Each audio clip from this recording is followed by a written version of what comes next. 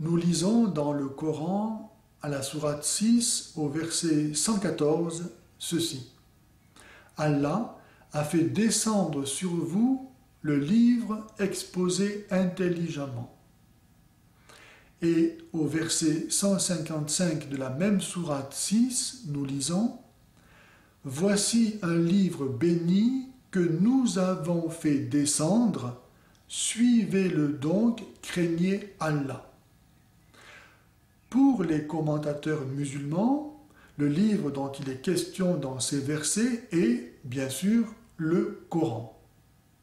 Mais comment le livre dont il est question dans ces versets pourrait-il être le Coran, alors que les traditions musulmanes elles-mêmes affirment que c'est le troisième calife, Othman, qui a rassemblé les textes épars du Coran écrits sur des bouts d'os ou de parchemin pour en constituer un seul volume. Autrement dit, il n'existait pas du temps de Mahomet de livre du Coran, sans quoi le troisième calife n'aurait eu aucune raison de faire ce qu'il a fait. De plus, ce livre descendu du ciel, qui est censé montrer Mahomet à ses interlocuteurs, personne ne sait où il est passé. Comment imaginer que les compagnons de Mahomet n'aient pas conservé un tel don divin, alors qu'ils ont conservé de Mahomet ses épées et ses babouches. L'analyse du texte confirme l'affirmation que le livre dont il est question dans ces versets ne peut pas avoir été le Coran. En effet, nous lisons dans le verset 114 que le livre est exposé intelligemment.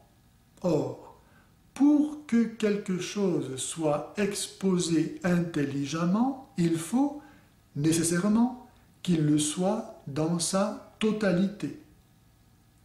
Mais les traditions musulmanes affirment que Mahomet a continué à recevoir des versets jusqu'à la fin de sa vie.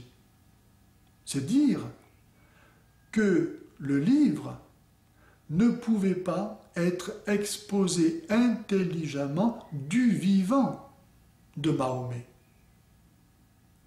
De même, au verset 155, il est demandé aux auditeurs de suivre ce que dit le livre.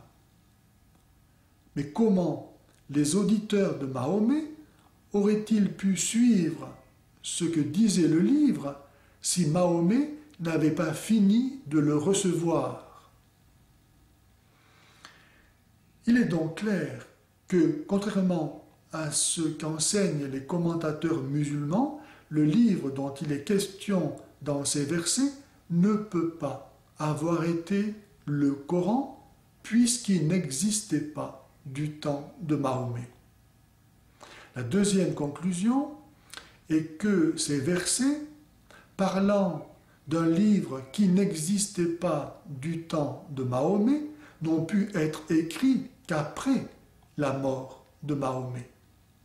Et certainement par les conquérants arabes du Moyen-Orient, voulant ainsi légitimer d'une autorité divine leur pouvoir comme leur extension territoriale face à des populations chrétiennes et juives disposant d'un texte sacré et d'une prédilection, d'une mission divine.